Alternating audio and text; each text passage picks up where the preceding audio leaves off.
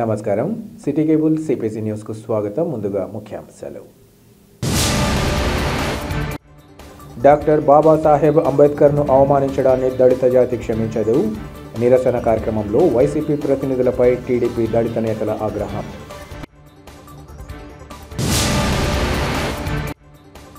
నకిలీ మద్యం తయారీ కేంద్రాలపై 6 రోజుల తర్వాత సీఎం స్పందించడం సిగ్గుచేటు. కూటమి నేతల వ్యవహార శైలిపై మాజీ డిప్యూటీ సీఎం అంజద్ బాషా మండిపాటు. సుప్రీంకోర్టు ప్రధాన న్యాయమూర్తి జస్టిస్ బిఆర్ గవాయ్పై దాడి తగదు. ఘటనపై తీవ్ర నిరసన వ్యక్తం చేసిన డీసీసీ అధ్యక్షులు విజయ్ జ్యోతి ఇతర నేతలు.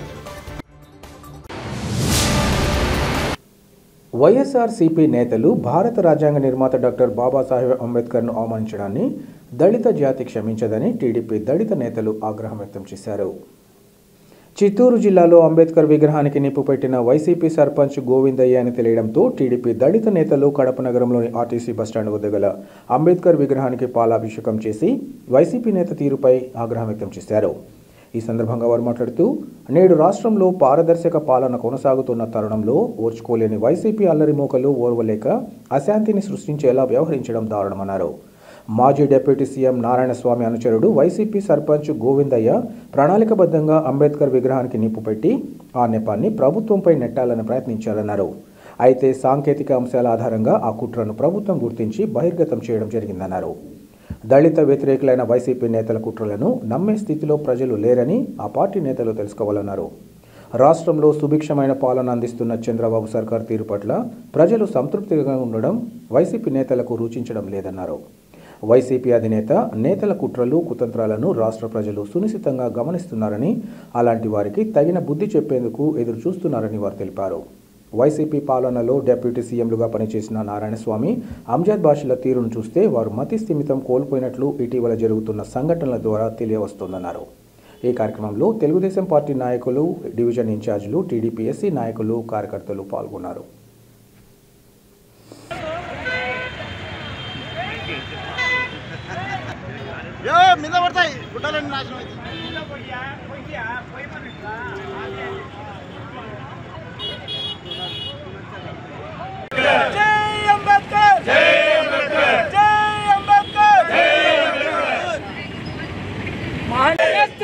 వైసీపీ అల్లరి మూకలను వెంటనే అరెస్ట్ చేయాలి. వైసీపీ అల్లరి మూకలను వెంటనే రాష్ట్రంలో డాక్టర్ బాబాసాహెబ్ అంబేద్కర్. వైసీపీ అల్లరి మూకలను వెంటనే అరెస్ట్ చేయాలి. వైసీపీ అల్లరి మూకలను వెంటనే విద్రోహ శక్తులను పెంచి పోషిస్తున్నారు.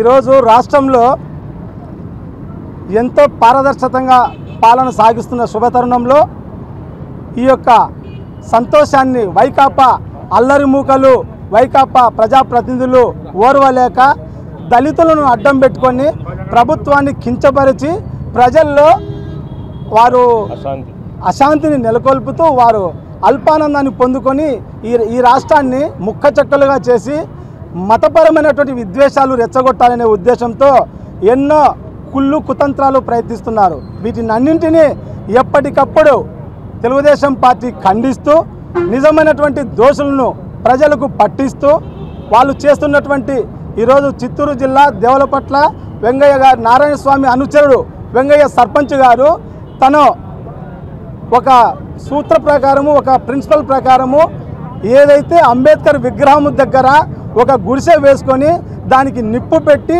కులాన్ని మతాన్ని అడ్డం పెట్టుకొని ఆ యొక్క వివక్షను ప్రభుత్వానికి రుద్ది ప్రభుత్వానికి ప్రజల్లో చెడ్డ పేరు తావాలన్నటువంటి తలంపుతో ఒక దుర్బుద్ధి కలిగి ఒక కుట్రపూరితమైనటువంటి వాతావరణాన్ని సృష్టించడం జరిగింది. అయితే సాంకేతికత ఆధారంగా అక్కడ జరిగినటువంటి ఆ ద్వేషాన్ని, ఆ కుట్రను ఈ ప్రభుత్వం కనుక్కొని ప్రజల్లోకి తీసుకొని పోయి ఈరోజు దళితులను అవమానపరిచే విధంగా దళితుల మీద ముసలి కన్నీరు కారుస్తూ దళితులపైన సవతి ప్రేమ చూపిస్తూ వైకాపా ఏ రకమైనటువంటి కుట్రలకు దారి తీస్తుందో దాని అన్నింటినీ ప్రజలకు సుస్పష్టంగా ఈ యొక్క టీడీపీ ప్రభుత్వం తెలియపరుస్తుంది. కనుక ప్రజలు ఏ మాత్రము వైకాపా కుట్రలను నమ్మే పరిస్థితులు లేరు. రాష్ట్ర ప్రజలందరూ సుభిక్షమైనటువంటి పాలన అందిస్తున్నటువంటి చంద్రబాబు నాయుడు గారి నాయకత్వాన్ని సమర్థిస్తూ ముందుకు సాగుతున్న తరుణంలో లాస్ట్ 24లో ఏదైతే 11 సీట్లు వచ్చి వారి మళ్ళా మేమేదో వై నాట్ 175 అనే నినాదంతో ముందుకు పోవాలనుకుంటున్నారో జగన్మోహన్ రెడ్డి గారికి వైకాపా ప్రతినిధులకు మేమందరికీ తెలియజేసేది ఏంటంటే మీ కుట్రలు మీ కుతంత్రాలు రాష్ట్ర ప్రజలందరూ సునిశ్చితంగా కనుక్కుంటున్నారు కనుక మిమ్మల్ని సర్వనాశనం చేసేంత వరకు మీ పార్టీని తోక ముడిచి మట్టు పెట్టేంత వరకు ఏ మాత్రము ఉపేక్షించాలని మీకు నేను సభాముఖంగా తెలియపరుస్తుంటున్నాను. నమస్కారం. ఈరోజు రాష్ట్ర ప్రజలు ముఖ్యంగా గమనించాల్సిన విషయం ఏంటంటే జగన్మోహన్ రెడ్డికి దళితులపైన ఒక కపట ప్రేమ అనేది ఉంది. ఆయన గతంలో ఎప్పుడు చూసినా కూడా దళితులందరూ నాకు బంధువుల్లాగా నేను బైబిల్ చదువుతా ఇంకోటి చదువుతా అన్నట్టు మాట్లాడతాడు, కానీ అతనికి ఎక్కడే కానీ దళితుల మీద ప్రేమ లేదని నిన్న జరిగిన అంబేద్కర్ స్టాచ్యూను సొంత మన మాజీ డిప్యూటీ సీఎం నారాయణ స్వామి అనుచరుడు ఏదైతే గోవిందయ్య సర్పంచ్గా ఉన్నాడో అతను చేసిన కార్యక్రమమే నిదర్శనం అని చెప్పి నేను తెలియజేసుకుంటున్నా. అలాగే గతంలో ఎవరైతే జగన్మోహన్ రెడ్డి గవర్నమెంట్లో డిప్యూటీ సీఎంగా పనిచేశారో వాళ్ళందరికీ ఒక మెంటల్ ఏమో తయారైనట్టుంది. ఏదైతే నారాయణ స్వామి గారు ఈ గోవిందయ్యను పెట్టుకొని ఇట్లా చేయడము, తర్వాత రీసెంట్గా చూసే మన డిప్యూటీ సీఎం గారు మన కడపలో ఉన్నాడు ఒక ఆయన అంజద్ బాషా, ఆయన కూడా ఆయన అనుచరుడు మహిళల మీద పెడితే అతన్ని ప్రోత్సహిస్తూ ఒక స్టేట్మెంట్ ఇస్తాడు. వీళ్ళందరికీ డిప్యూటీ సీఎంలందరికీ ఒక మెంటల్ ఎక్కిందేమో అని మేము అనుకుంటున్నాము. ఏదైతే రాష్ట్రంలో నారా చంద్రబాబు నాయుడు గారి సారథ్యము, లోకేష్ గారి సారథ్యంలో ప్రజలందరూ సుఖ సంతోషాలతో పోతున్నారు. అది వీళ్ళందరికీ ఇష్టం లేక కావాలని టీడీపీ మీద బురద జల్లాలనే ప్రయత్నం తప్ప వేరేదేం లేదంటూ కూడా ఈ సభాముఖంగా తెలియజేసుకుంటున్నా. అలాగే లిక్కర్ స్కామ్ అయితేనేమి, తర్వాత మహిళల మీద అయితేనేమి, ఏది చేసినా కూడా తెలుగుదేశం వాళ్ళ మీద బురద జల్లి వీళ్ళు మంట పెట్టి చలి కాసుకునే ప్రయత్నం చేస్తారే తప్ప వేరేదేం కాదని ఈ రాష్ట్ర ప్రజలందరూ కూడా గమనించాలని కోరుకుంటూ సెలవు తీసుకుంటున్నాం. దళిత ద్రోహి జగన్మోహన్ రెడ్డి గారు రాష్ట్రంలో 220 మంది దళితుని చంపితే ఏ రోజు బయటకు వచ్చి అడిగినోడు కాదు, మాట్లాడినోడు కాదు. 637 మంది మహిళలను అత్యాచారాలు చేస్తే ఏ రోజు అడిగినోడు కాదు, మాట్లాడినోడు కాదు. దళితుల గురించి అతను చెప్పే మోసం మాటలు అంతంత కాదు. ఈ రాష్ట్రంలో 220 మందిని చంపింది కాక ఒక దళితుడైన డాక్టర్ సుధాకర్ గారిని అతి దారుణంగా అతి కిరాతకంగా నడి రోడ్లలో గుడ్డలిప్పదీసి తిప్పుతుంటే ఆ రోజేమన్నా దళితుల గురించి ప్రేమ కానీ అభిమానం కానీ చూపించిన వ్యక్తి కాదు.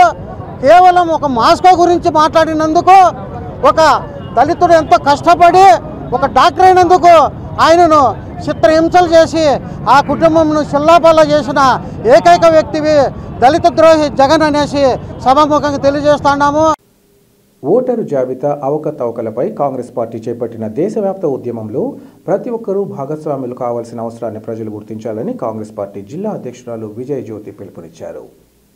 కడప నగరం 36వ డివిజన్లో కాంగ్రెస్ పార్టీ జిల్లా జనరల్ సెక్రటరీ గౌస్పీర్ దాసరి శ్రీనివాసుల ఆధ్వర్యంలో ఎన్నికల ప్రక్రియలో జరుగుతున్న అవకతవకలపై ఓట్ చోర్ గద్దీ చోడ్ కార్యక్రమం నిర్వహించారు. తొలుత విజయ్ జ్యోతి కార్యక్రమ నిర్వహణ గురించి ప్రజలకు వివరించి ఎన్నికల సంఘానికి సమర్పించేందుకోసం వారి చేత సంతకాల సేకరణ చేపట్టారు. ఈ సందర్భంగా డీసీసీ అధ్యక్షురాలు మాట్లాడుతూ కాంగ్రెస్ పార్టీ చేపట్టిన ఈ ఉద్యమానికి ప్రజలు స్వచ్ఛందంగా ముందుకు రావడం అభినందనీయమన్నారు. తమ ఓటు హక్కు కాపాడుకోవాలని కాంగ్రెస్ పార్టీ చేస్తున్న పోరాటాన్ని ప్రతి ఒక్కరూ మద్దతు ఇవ్వడాన్ని స్వాగతిస్తున్నామన్నారు. అయితే అతిపెద్ద ప్రజాస్వామ్యంలో ఓటు హక్కును కాపాడుకోవాల్సిన పరిస్థితి దారుణంగా ఉండడం సహించరాని విషయమన్నారు. ఈ విషయాన్ని ఎన్నికల కమిషన్ దృష్టికి తీసుకెళ్లే క్రమంలో జిల్లాలో చేపట్టిన సంతకాల సేకరణ కార్యక్రమం సెప్టెంబర్ 15 నుంచి అక్టోబర్ 15 వరకు కొనసాగుతుందన్నారు. కాంగ్రెస్ పార్టీ ద్వారా పోరాటాలు నిర్వహించి రాజ్యాంగం కల్పించిన హక్కులను కాపాడుకోవడమే కాంగ్రెస్ పార్టీ ప్రధాన ఉద్దేశమని ఈ సందర్భంగా చెప్పారు. అనంతరం గౌస్పీర్ మాట్లాడుతూ తమ ఉద్యమానికి తోడ్పాటు అందిస్తున్న ప్రతి ఒక్కరికి ధన్యవాదాలు తెలియజేశారు. రాబోయే కాలంలో దేశ రాష్ట్ర అభివృద్ధి అటు కేంద్రంలో ఇటు రాష్ట్రంలో కాంగ్రెస్ పార్టీ ప్రభుత్వాల ఏర్పాటుకు కడప నగరపాలక సంస్థ ఎన్నికల్లో తమ వంతుగా సహకరించాలని ఆయన ప్రజలను కోరారు. ఈ కార్యక్రమంలో పలువురు కాంగ్రెస్ పార్టీ స్థానిక ప్రతినిధులు ఇంకా ప్రజలు పాల్గొన్నారు.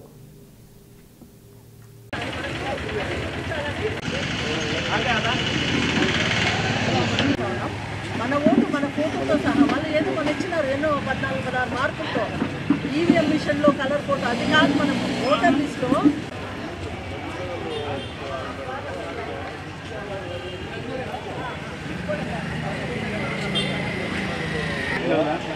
ఇది మన ఓటు మనం కాపాడుకోవడానికి మన సంతకాలు చేసి ఎలక్షన్ కమిషన్కి ఇవ్వడానికి. ఇప్పుడు ఏంటంటే ఓటు మనం వేసుకునే దానికి లేదు.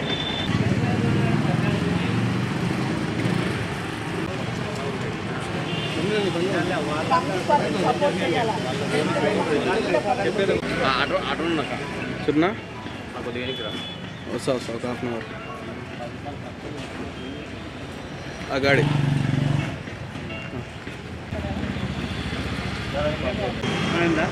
Congress party district president madam మన సిగ్నేచర్ మన ఓటు మనం కాపాడుకోవడానికి ఎలక్షన్ కమిషన్కి ఇవ్వడానికి 1,00,000 సంతకాలు తీసుకుంటా ఉన్నాము జిల్లాలో.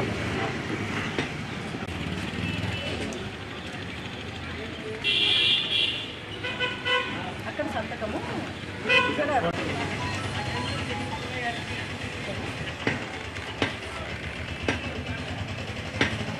ఓట్ చోరీ సంతకాల సేకరణలో భాగంగా ఈ కడప కార్పొరేషన్లో 36వ డివిజన్లో ఈరోజు సంతకాల సేకరణ జరుగుతూ ఉంది.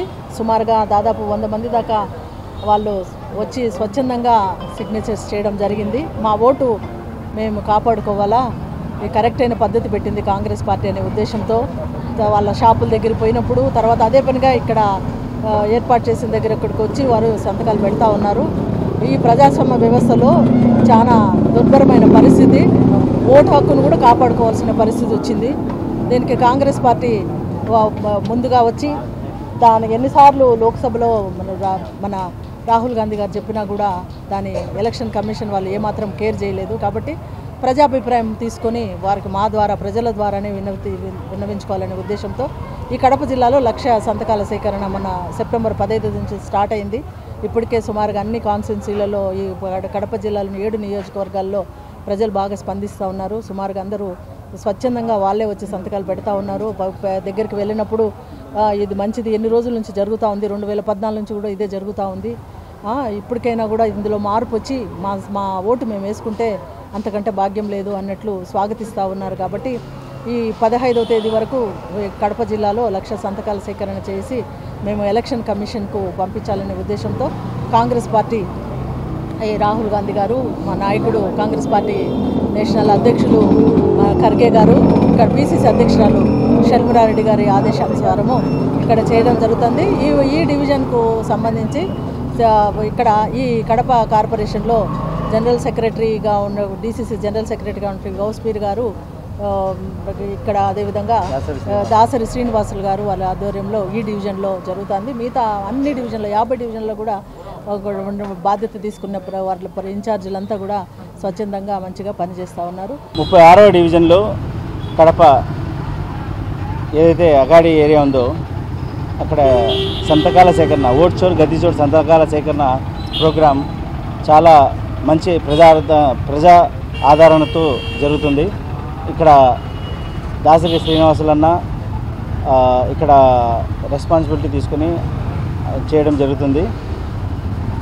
ఈ సందర్భంలో నేను ప్రజలకు ఒకటే తెలుపుకుంటున్నా, ఏదైతే ఆదరణ మీరు చూపిస్తున్నారో ఈరోజు సంతకాల కోసం, ఈరోజు ఏదైతే మీకు న్యాయం ఎటువైపు ఉందని మీకు అర్థమైందో, రాహుల్ గాంధీ చేసే పోరాటంలో మీరు భాగంగా ఏ విధంగా అయితే ముందుకు వచ్చి స్వతహాగా వచ్చి మీరు సంతకాలు చేసి రాహుల్ గాంధీకి సపోర్ట్ చేస్తున్నారో, ఓటు చోరీని అరిగెట్టి మనకు ఏదైతే అద్భుతమైన ఓటు హక్కు ఏదైతే ఉందో, రాజ్యాంగం బిఆర్ అంబేద్కర్ గారు రాసిన రాజ్యాంగం ప్రకారం వచ్చిన ఓటు హక్కును మీరు కాపాడుకునే దానికి ఏదైతే పెద్ద ఉద్యమమే చేస్తున్నారో ఈ రాహుల్ గాంధీ, దానిని ఏ విధంగా సపోర్ట్ చేస్తున్నారో అదేవిధంగా రాబోయే ప్రతి ఎలక్షన్లలో, అది కార్పొరేషన్ ఎలక్షన్స్ కానివ్వండి, ఎమ్మెల్యే ఎలక్షన్స్ కానివ్వండి, ఎంపీ ఎలక్షన్స్ కానివ్వండి, ప్రతి చోట మీరు ఇప్పుడు న్యాయం గ్రహించినారు కాబట్టి న్యాయం వైపు నిలబడండి. ఎందుకంటే రాజ్యాంగం మనందరికీ, ప్రజలందరికీ మన చేతుల్లోనే మన పరిపాలన అనేది పెట్టింది. అది ఓటు ద్వారానే సాధ్యం.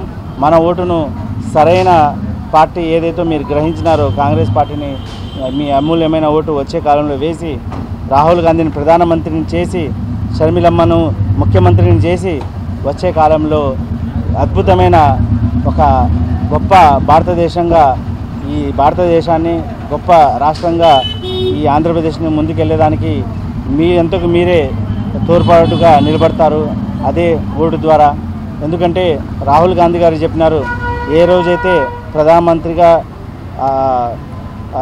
ఆయన ముందుకెళ్తారో అదే రోజు మొదటి సంతకం ఆంధ్రప్రదేశ్ ప్రత్యేక హోదా మీద సంతకం చేస్తారని మాట ఇచ్చున్నారు.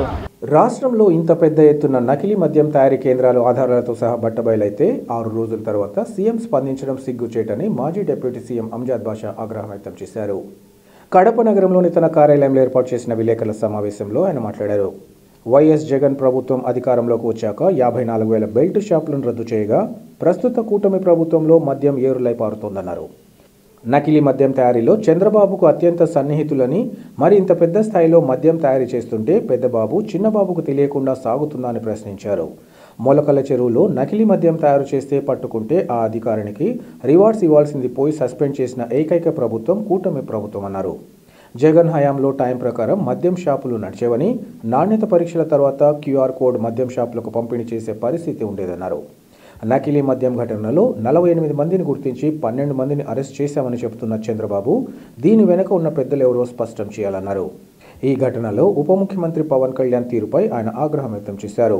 ఈ సమావేశంలో పలువురు వైసీపీ నేతలు, కార్పొరేటర్లు పాల్గొన్నారు. నమస్కారాలు. మరి ఇవాళ ఈ రాష్ట్రంలో కూటమి ప్రభుత్వం అధికారంలోకి వచ్చి సుమారుగా 17 నెలలు కావస్తుంది. ఈ 17 నెలల కాలంలో ఈ కూటమి ప్రభుత్వం యొక్క పెద్దలు గత ఎన్నికల ముందు ఇచ్చిన హామీలన్నీ కూడా తొంగలో తొక్కి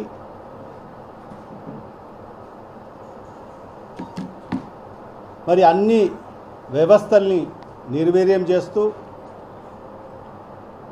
అన్ని వ్యవస్థలను భ్రష్టు పట్టిస్తూ మరీ ముఖ్యంగా మరి విద్య మరి వైద్య రంగానికి నీరు గారుస్తూ మరి ఇవాళ ఈ 17 నెలల కాలంలో మరి ఈ కూటమి ప్రభుత్వం యొక్క పెద్దలు చేసిన ఘనకార్యం ఏమంటే ఈ రాష్ట్రాన్ని మధ్య ఆంధ్రప్రదేశ్గా మార్చడం జరిగింది. నకిలీ మధ్య ఆంధ్రప్రదేశ్గా కూడా మార్చడం జరిగింది. ఎందుకు చెప్తున్నానంటే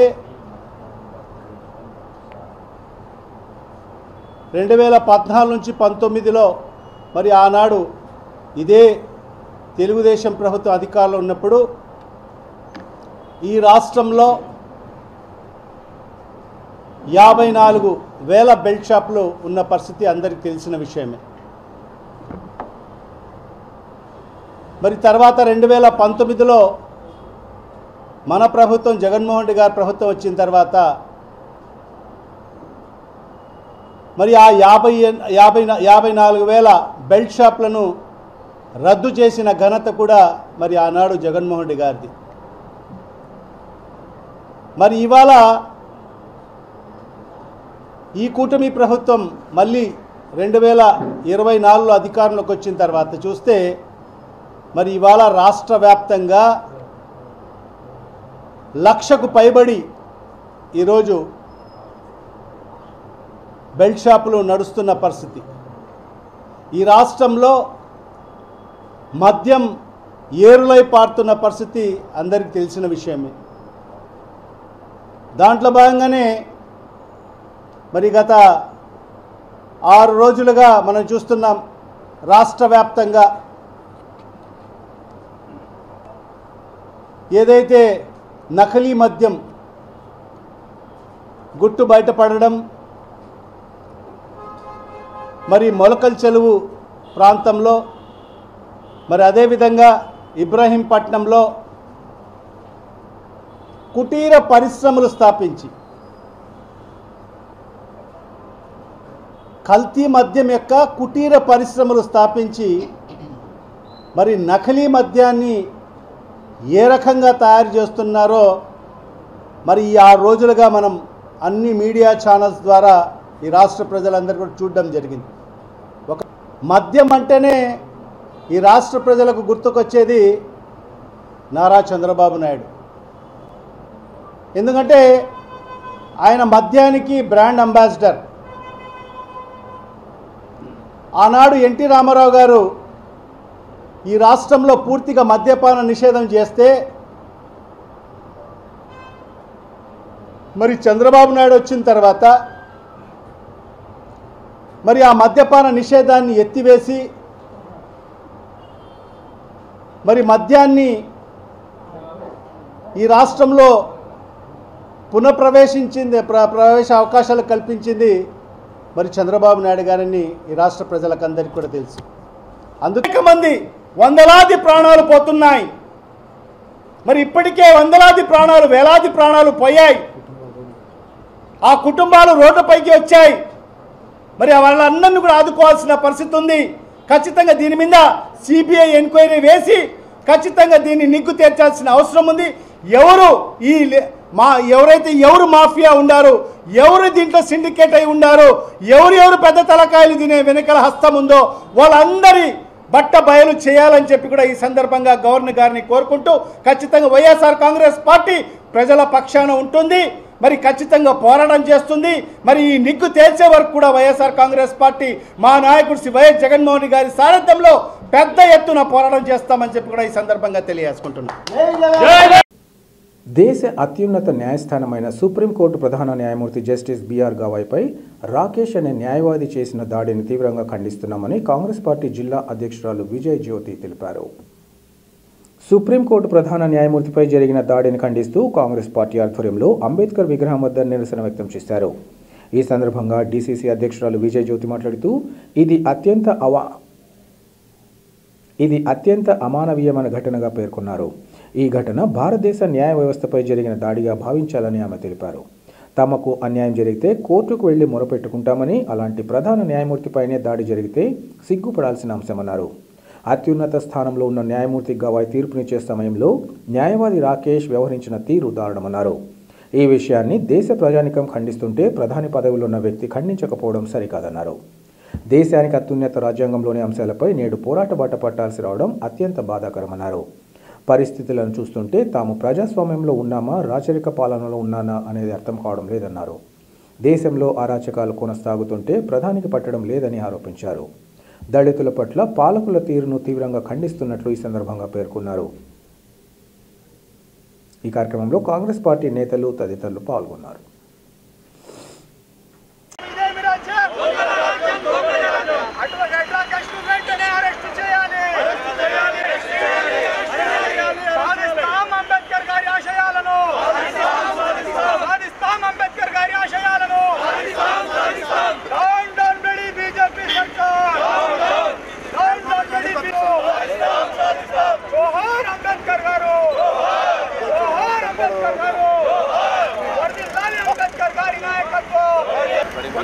అందరికీ నమస్కారం అండి.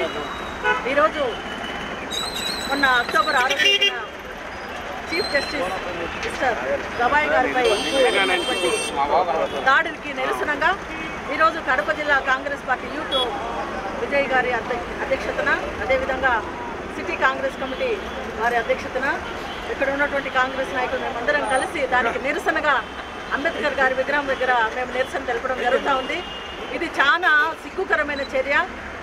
ఏదైనా న్యాయం కావాలంటే న్యాయస్థానానికి పోయి మనము అక్కడ మొరపెట్టుకుంటాం. అటువంటిది ఒక ప్రధాన న్యాయమూర్తిపైనే దాడి జరిగితే ఏమనకుండా ఉండేటువంటి ప్రభుత్వం మనకున్నందుకు మనం ఎంతో సిగ్గుపడాల్సి వస్తుంది, బాధపడాల్సి వస్తూ ఉంది. మొన్న జరిగిన చర్య అందరికీ తెలిసిందే. ఒక గొప్ప ప్రముఖ స్థానంలో ఉన్నటువంటి చీఫ్ జస్టిస్ గవాయ్ గారు తీర్పు ఇచ్చే టైంలో ప్రధాన న్యాయమూర్తి ఆయన రాకేష్ కిషోర్ గారు 72 ఏళ్ల వయసు ఉన్నాయన యువకుడు, ఏదో వేడి రక్తం ఉందన్నాడు కూడా కాదు, ఎంతో అనుభవజ్ఞుడు. అటువంటి అతను ఆ చీఫ్ జస్టిస్ వారి పైన కూటు విసరడం అనేది ఎంత దుశ్చర్య మనం చూస్తూ ఉన్నాం. దానికి ప్రభుత్వం ఏమన్నా ఖండించిందా? ప్రధానమంత్రి గారు ఏమన్నా ఒక స్టేట్మెంట్ ఇచ్చినారా? లేకుంటే దానికి ఏమైనా చర్యలు తీసుకొని ఎవరైనా కావచ్చు వారి మీద ఏమైనా కేసు నమోదు చేసి ఏమైనా అరెస్ట్ చేయడం జరుగుతుందా? మళ్ళీ కేసు కూడా పెట్టొద్దని మళ్ళీ చేయడం జరుగుతూ ఉంది. ఇది ఎంత భయంకరమైనది, ఎంత నీచమైనది, ఎంతో పవిత్రమైనటువంటి రాజ్యాంగాన్ని రాసి 75 సంవత్సరాల క్రితం మన భారతదేశానికి అంబేద్కర్ గారు అప్పచెప్తే ఒక్కొక్క దానికి పోరాడాల్సి వస్తుంది. కాంగ్రెస్ పార్టీ నిలబడి ప్రజల కోసం పోరాడాలని ప్రతి ఒక్కదానికి పోరాడాల్సి వస్తుంది. కానీ ఏ పార్టీ కూడా ఎవరు కూడా వచ్చి దాని గురించి ఆలోచన చేయడం లేదు. నిన్నటికి నిన్న ఓట్లు లేకుండా పోతా అంటే ఓటు చోరీ జరుగుతుంటే దాని గురించి కాంగ్రెస్ పార్టీ పోరాడుతుంది. ఈ రోజు చూస్తే భయంకరంగా చీఫ్ జస్టిస్ గారి పైనే వాళ్ళు ఆ రకంగా అమానుషంగా దాడి చేయడము, అది ఎంత భయంకరం. ఏం సమాజానికి ఏం నేర్పిస్తా ఉన్నాం? మన ప్రజాస్వామ్య దేశంలో ఉన్నామా లేకపోతే ఒక రాజరిక పాలనలో ఉన్నామని అర్థం కావడం లేదు. జిల్లాలో ప్రకృతి వైపరీత్యాలతో వ్యవసాయ ఉద్యాన పంటలు నష్టపోయిన తరుణంలో రైతులకు సంబంధించిన వాతావరణ అధికార బీమా మొత్తాన్ని అందేలా తక్షణ చర్యలు చేపట్టాలని వైసీపీ రైతు విభాగం జిల్లా అధ్యక్షుడు సంబటూరు ప్రసాద్ రెడ్డి తెలిపారు. కడప నగరంలోని వైసీపీ కార్యాలయంలో ఏర్పాటు చేసిన విలేకరుల సమావేశంలో ఆయన మాట్లాడారు. కేంద్ర రాష్ట్ర ప్రభుత్వాలు అమలు చేస్తున్న ప్రధానమంత్రి ఫసల్ బీమా యోజన కింద 137.75 కోట్లు, వాతావరణ ఆధారిత బీమా కింద సుమారు 35.25 కోట్లు నిధులు విడుదలయ్యాయని, దీంతో పాటు 2023-24 రబీ కాలానికి సంబంధించిన శనగ, మినుము, పెసర, శనగ పంటలు సాగు చేసి నష్టపోయిన 77,995 మంది రైతులకు 14.46 కోట్లు విడుదలైందన్నారు. వీటితో పాటు వివిధ పంటలకు సాగుకు సంబంధించి బీమా సొమ్ము వచ్చిందని ఆయన వివరించారు. పంటల బీమాకు సంబంధించి 173 కోట్లు జిల్లాకు విడుదల చేస్తామని, గత 60 రోజుల నుంచి కేవలం పత్రికా ప్రకటనలతో రైతులు అయమంలో పడి ఆర్బీకేల చుట్టూ తిరుగుతున్నారన్నారు. అయితే ఇప్పటి వరకు అధికారులు ఏ సంవత్సరంలో పంటల బీమా రైతు పేరు కానీ, ఎకరాకు ఎంత వచ్చింది కానీ స్పష్టత ఇవ్వలేదన్నారు. ఇప్పటికైనా అధికారులు రైతుల ఇబ్బందులను గుర్తించి ఆర్బీకేలలో జాబితాను పట్టి రైతుల అకౌంట్లో నగదులు జమ చేయాలన్నారు. అలాగే ఉల్లి పంట విషయంలో రైతులను ఆదుకోవాలని, ఎరువుల సమస్యలను పరిష్కరించాలని కోరారు. ఈ సమావేశంలో వైసీపీ నేతలు తదితరులు పాల్గొన్నారు. అధికారులు తెలియాల్సిన పరిస్థితి ఉంది. ఖచ్చితంగా వెంటనే రైతులు కూడా అకౌంట్లో వేయాల్సిన పరిస్థితి చూస్తున్నాం. దాంతోపాటు ప్రతి నిత్యము చూస్తున్నాం. ఇటీవల కాలంలో దాదాపు 40 రోజుల నుంచి ఈ యొక్క ఉల్లి పంట సంబంధించి రైతుల సమస్య ఉందని చెప్పి మరి కర్నూలులో మొట్టమొదటిసారిగా వైఎస్ఆర్ కాంగ్రెస్ పార్టీకి సంబంధించి అక్కడికి పోయి విజిట్కి పోతే మరి యుద్ధపాద చేయమని ఆ రోజే గౌరవ ముఖ్యమంత్రి గారు సాయంత్రం రివ్యూ మీటింగ్ పెట్టుకొని మరి 1200 రూపాయల మద్దతుతో కొనుగోలు చేస్తామని చెప్పడం జరిగింది. దాంతోపాటు ఈ జిల్లాకు సంబంధించి కూడా కమలాపురంలో, మైదుకూరులో మరి ఈ కొనుగోలు కేంద్రాలు ఏర్పాటు చేసి కొంటామని చెప్పి సాక్షాత్తు జాయింట్ కలెక్టర్ గారు అక్కడికి వెళ్ళి బోర్డు పెట్టి మరి నమోదు చేసుకొని పేర్లు కొనుగోలు చేయని చెప్పారు. మళ్ళీ ఏం జరిగిందేమో తెలియదు కానీ 1 కిలో కొనింది లేదు, కొనిన పాపాలు పోలేదు. మళ్ళీ ఇంకొక కొత్త పదం తెచ్చారు, హెక్టార్కి 50,000 రూపాయలు ఇస్తామని చెప్పినారు. దానికి సంబంధించిన విధి విధానం లేదు. మేము అడిగేది ఏంటంటే ప్రకృతి బాగా సహకరించి భగవంతుల వర్షాలు పడి మరి ఉల్లి బాగా ఎకరాకు 20 క్వింటాలో 90 క్వింటాలో ఈరోజు పంట దిగుబడి వచ్చే కనీసం రైతు ఆ కూల్లోకి రాని టన్ను కూడా పరిస్థితి కింటా ఈరోజు వర్షాల కన్నా ముందు 800 రూపాయల పరిస్థితి ఈరోజు కేవలం 400 రూపాయలు కూడా అడిగే పరిస్థితి లేదు. మరి కింటా వచ్చేసి 400 ఉంటే రైతులకు సంబంధించి కూలీల పంట ఖర్చు ఎకరాకు ఇప్పుడు హార్వెస్ట్ చేసి పంట బస్తాలకి అమ్మాలంటే 30,000 రూపాయల ఖర్చు మళ్ళీ అవుతా అనే పరిస్థితి చూస్తున్నాం. ఈ పరిస్థితుల్లో చాలాసార్లు గొర్రెలు మరి పశువులు తోలి అట్టే వదిలేని పరిస్థితి చూస్తున్నాం. ఎందుకంటే మళ్ళా పంట సాగు చేసుకోవాలని చెప్పింది. దీనికి సంబంధించి కూడా 45 రోజుల నుంచి కూడా గత నెల 3వ తారీఖున రాయంపేటకు గౌరవ ముఖ్యమంత్రి గారు వచ్చి కూడా ఆయన తెలియజేయడం జరిగింది. ఒక ప్రకటన గౌరవ ముఖ్యమంత్రి అంటే ఒక నోటి నుంచి మాట వచ్చినప్పుడు ఈరోజు అమలు కాలేదంటే ఎక్కడికి వెళ్తాంది? మరి సాక్షాత్తు వ్యవసాయ శాఖ మంత్రి గారు ఉన్నారు, చిన్న రాష్ట్రమైంది, ఈమెన యూరియాతో పాస్పోర్ట్తో ఇబ్బంది పడుతున్నారు, ఇప్పటికీ కీలైన ఉన్నారు. పంటలు ఈ విధంగా మరి ఉల్లితో పాటు వరి సంబంధించి కూడా గతంలో 14,000 రూపాయలు పుట్టింటే 28,000 అడిగేవాళ్ళు, అవి ఎట్లే పెట్టుకుని ఉన్నారు. మొక్కజొన్న పరిస్థితి ఉంది, మినుము పరిస్థితి చూస్తే అట్లే ఉంది. గతంలో మినుము ఎప్పుడు 10,000 తక్కువ ఉండేది, ఈరోజు 6,800 రూపాయల ప్రతి ఎత్తుంటున్నారు. టమోటా పరిస్థితి మనకి ఇట్టే వదిలే పరిస్థితి చూస్తున్నాం. కనీసం ఇంతకన్నా ఏ మించిపోయి మునిగిపోయే పని ఉందని చెప్పి మంత్రులు కానీ అధికారులు కానీ మీ ద్వారా నేను అడుగుతున్నా. వార్తలు ముగించే ముందు ముఖ్యాంశాలు మరోసారి.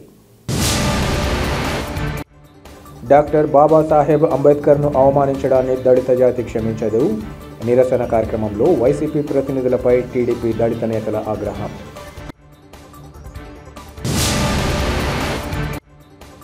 నకిలీ మద్యం తయారీ కేంద్రాలపై 6 రోజుల తర్వాత సీఎం స్పందించడం సిగ్గుచేటు. కూటమి నేతల వ్యవహార శైలిపై మాజీ డిప్యూటీ సీఎం అంజాద్ బాషా మండిపాటు. సుప్రీంకోర్టు ప్రధాన న్యాయమూర్తి జస్టిస్ బిఆర్ గవాయ్పై దాడి తగదు. ఘటనపై తీవ్ర నిరసన వ్యక్తం చేసిన డీసీసీ అధ్యక్షులు విజయ్ జ్యోతి, ఇతర నేతలు. సిటీ కేబుల్ సిపిఎస్ న్యూస్ ఇంతటితో సమాప్తం. నమస్కారం.